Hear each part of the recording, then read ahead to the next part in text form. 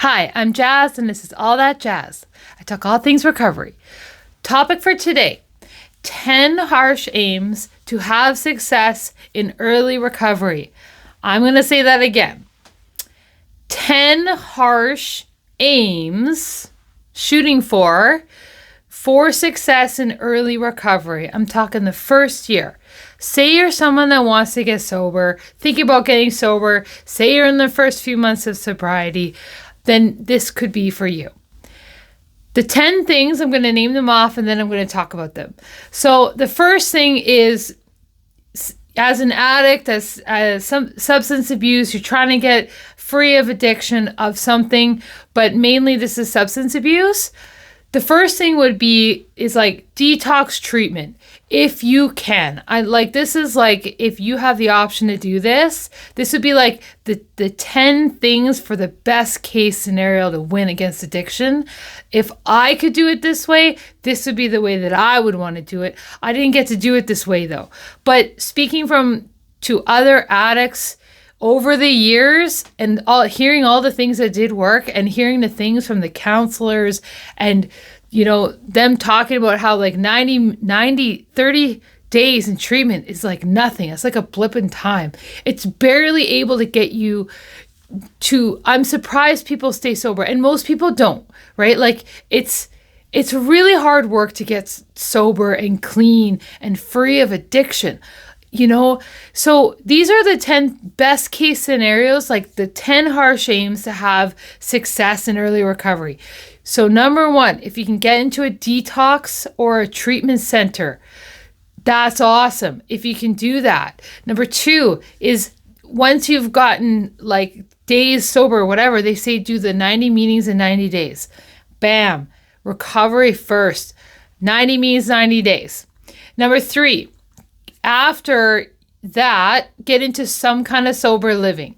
Number 4, work the whole program. Rarely do we fail. Like it is actually probably never would we fail, but they had to make it to rarely would we fail if we did. It's everything. Do the whole program. And 5, I would say having fun, fellowship, getting out there and actually having some new joy in your life. 6, no intimate partner relationships for that first or second year. Don't even hang out with the other person in an intimate way. If you like someone, stay away. Hang out with friends. And try nothing that is too friendly. No hooking up, none of that. I will get to all this.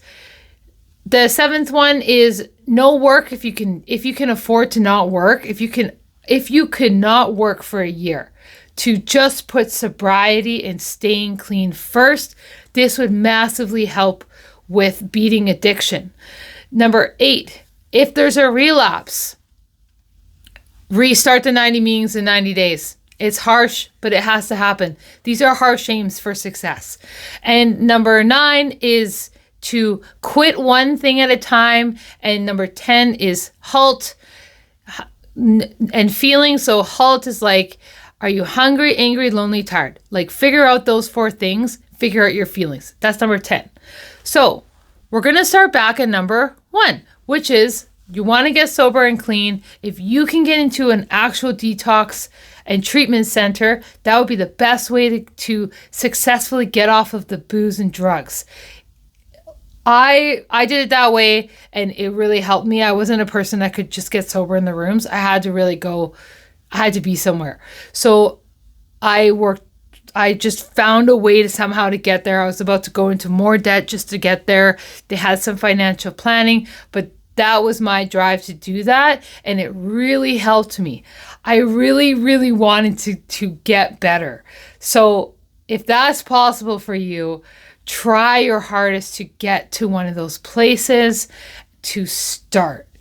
And it helps having an attitude where you really do want to get off the booze and drugs and you want it.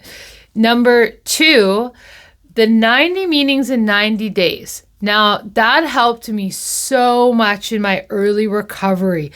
And I almost didn't start it. And that could have totally not had the recovery that I have today if I made that grave decision in the beginning. But you know what? I took the higher message in my head instead of listening to myself, higher power. I just took that message. They said, get to a meeting. I got to a meeting. The second I got out of my rehab, I got to meeting. I started 90 meetings in 90 days.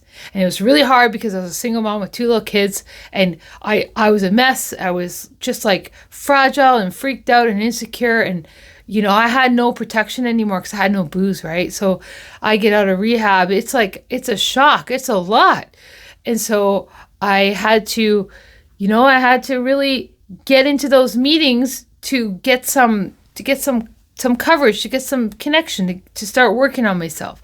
But 90 meetings in 90 days. What was so great about that is it really drilled putting recovery first in my life.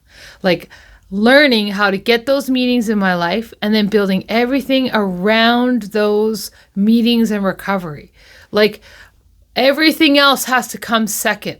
Everything else, even my kids. Like, I have to put recovery first, and that's like all of the program, like higher power, the steps, like whatever it takes to feed that recovery lifeline, to be able to get my life back.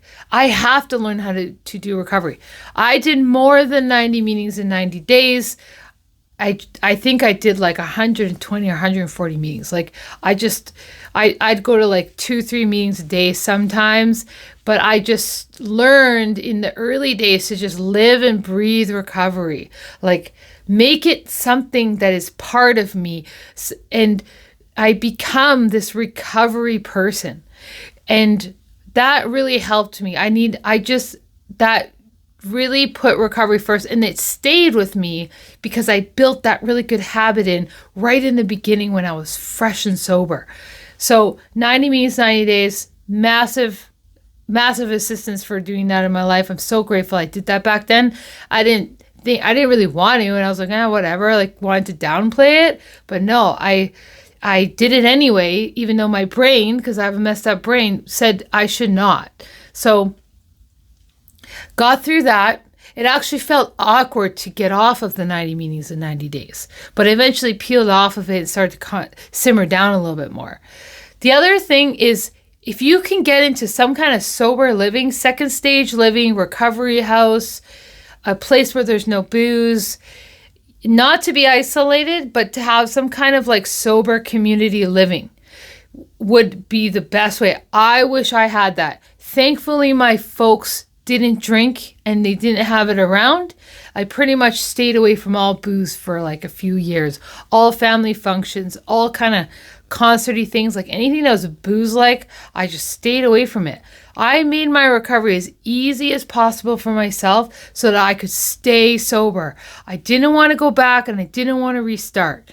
So this really helped me. It could really help you. If it's possible to get into some kind of second stage sober living, it would be huge.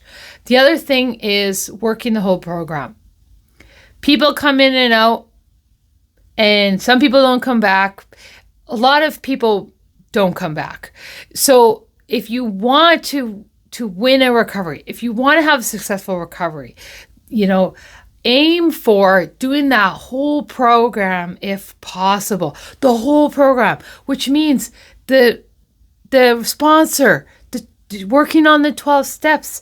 That means like sitting in the rooms, going to the rooms, like going to all those meetings, recovery first, higher power of some sort. Try the best that you can to do that whole program. And just always working it all the time, all the way around. Like, no letting yourself off the hook, no excuses. I'm doing this now. I'm going to work on my recovery. I'm going to be recovered. I'm going to be a sober person forever now. I'm going to live my life a new way. So this is a way out. The 12-step programs is a way out. It was a way out for me. I got a way better life being sober. I did not have the great life when I was drinking, but when I was in early recovery, I still really missed my old life. There was a lot of loss, a lot of things I had to give up. So this doesn't work if you don't work the whole program. I kind of knew that. And so I've been working the whole program ever since, and I found great success in that. And being close to 5 years sober now, anyone that I've seen that has a really good program has been doing the whole program. So it doesn't, people aren't, you get the recovery that you put in. So you can waste your own time, but you get what you put in. And if you put in everything for recovery, you'll get everything recovery has to offer. The gifts will keep coming. You will be a restored person. And then, once the wreckage is all cleaned up, you get to start growing and building a new life. Like, that is wonderful. So, yeah. So another thing is we're working down the list here. We're on number 5, which would be to have fun in recovery. Like, this is like the first year recovery, to have success. And like, these are like, if you can do these things, this would be amazing.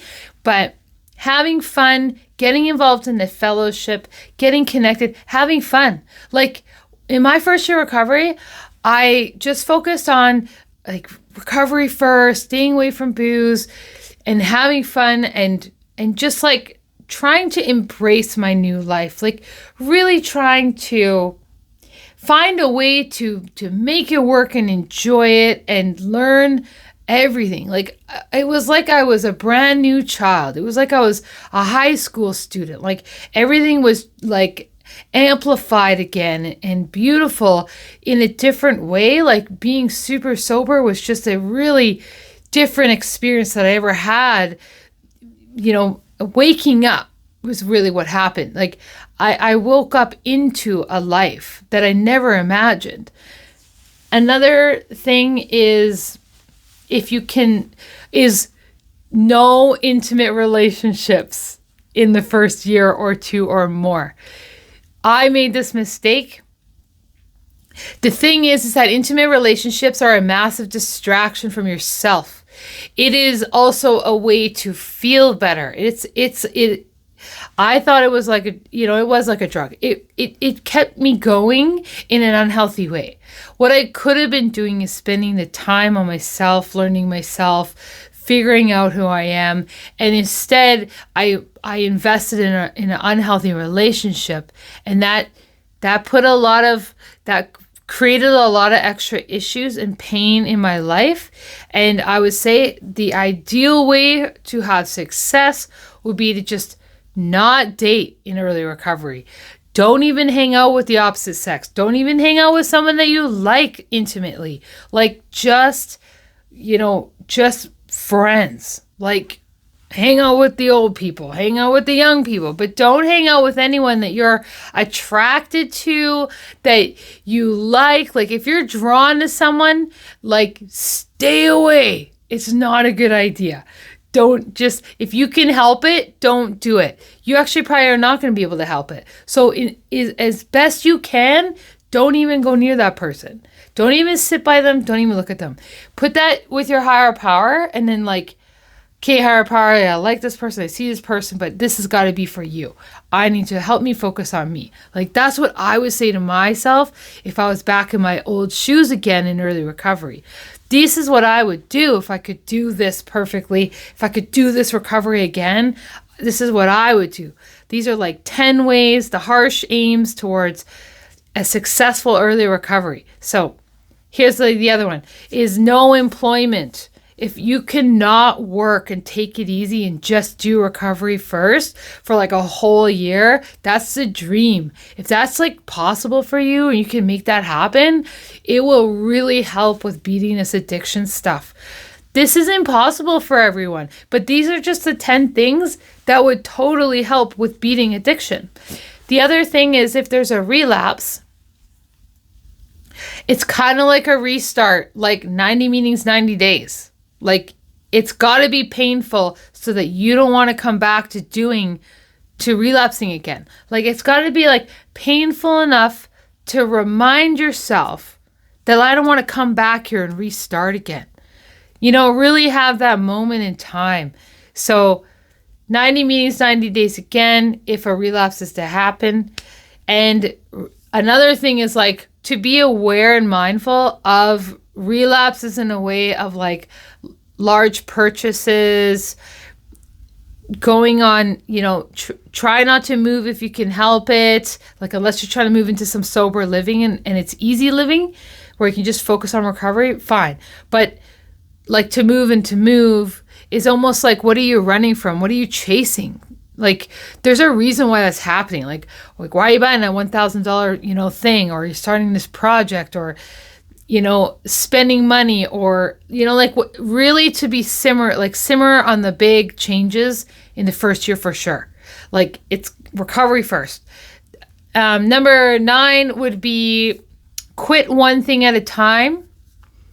So for me, I had like cigarettes to work on. I had medications to come off of. I wanted to do everything at once because I felt so shameful for my life. I wanted it all to be gone, and I just didn't want to even be associated with who I was and what I was doing. Like, now that I was awake, I was just like, I just never want to be seen as that person again. I was still a bit attached to that old person. I'm working on changing and becoming a completely new version of myself now, whatever that may look like. But I pretty much had the pressure on myself to start just quitting everything. I say one thing at a time, as it should. Just chill out, go slow. There's lots of life left. There's lots of time. You're going to get to everything. Just say to yourself, I'm going to get to that. When the time is right, I will quit that. If the smoking is an issue, maybe just switch to some gum, or, work on things gently and slowly. I find, like, when I was in early recovery, I was so hard on myself, and I just wanted to fix it all so bad, so fast. And I think the best thing to do is to slow down and just do one thing at a time. Do everything that I can to just help myself get sober and clean and recover. That whole first year is just like getting sober and clean, and everything else is going to come as it comes. Like, the rest of my life is going to unfold the way it is. This is a long process. And number 10 is like feelings and halt. So really learning how to listen to feelings, doing check-ins, and then halt is, am I hungry, angry, lonely, or tired? Like, doing that check-in often, just figuring out those basics, and then really trying to talk to myself and figure out what my feelings are doing. Doing check-ins, like doing check-ins with my sponsor, having them ask me what's going on. Most of the time when life happens, I pretty much just need to get to the bottom of the feeling. Like, I have a feelings disease. I'm soul sick. I have a lot of internal issues going on. I got the booze gone, but once the booze is gone, it's like time to work on everything else. There's way more inner work than the booze work. That's just a small part of this whole recovery program, is the booze. So I for sure 100% have to always do step 1, which is no substance. And then the rest are guidelines. I work on all the guidelines. Just doing 12 steps really fast in first year recovery doesn't mean I've done the 12 steps. My 12 steps I'm going to do them, and they're going to happen to me over time. It is good to get to those steps to start learning how to, like, rinse all the dirt out and really start, looking at things. Like, everything's going to start coming up as I'm in early recovery. All the crud is going to come to the top now because I've removed the booze. So I gotta understand that I'm learning how to feel pain. Like, I've not felt pain for a long time because I've been numbing myself. I can numb myself with distractions, with, tons of stuff, not just booze. So I got to be really careful and aware of what I'm doing here. So I'm thawing out. Like, I'm in early recovery, and I'm losing the booze and the substance. I'm just thawing out, and all this is going to just take time. And as I thaw out, I'm literally going to start learning how to feel pain. And there's just going to be a lot of pain. Like, I'm a really fragile, sensitive person without my booze. I've had all this fake armor and these destructive things that keep people away and keep things away from me. And I've been trying to keep myself safe and survive for so long. And now without all that false protection and that, now that I'm working on getting centered and learning who I am, I'm a fragile person that's learning how to feel everything. And it feels painful in the beginning. So the best thing I can do is go gentle and slow on myself and just be kind to myself and loving and be as kind to as many other people as I can. That will also help that give and take process, because I need people and I need connection, and my higher power is going to work through people. It's going to work through so many things in my life. So for success in that early recovery, my suggestions, my recommendations is to aim for something. These are like the harsh aims. If you can aim towards these 10 things, if it is even possible to get this set up in your life, this is what I would do. So I'll say it one more time. Detox treatment, 90 meetings, 90 days, sober living, use the whole program, everything in the program, the whole program, having fun and fellowship, no intimate relationships for the first year, no employment, and if there's relapse, 90 meetings in 90 days, and to quit one thing at a time, and to also the feelings. Feel wherever you can. Whatever's happening in your day, try to feel, recognize, halt. But the feeling could be like, what am I feeling before bed? What am I feeling when I wake up? What am I feeling when I go to my car? What am I feeling when I talk to that person? What am I feeling when I hear this message in the rooms? When I hear that daily reflections? Like, checking in to myself all the time, everywhere, and checking in with my higher power. Gotta have the big HP involved. So, yeah. Hey guys, I hope you can have a good first year. And this would be my dream list if I could do this. So, thanks for being here. And I hope this helps. Bye.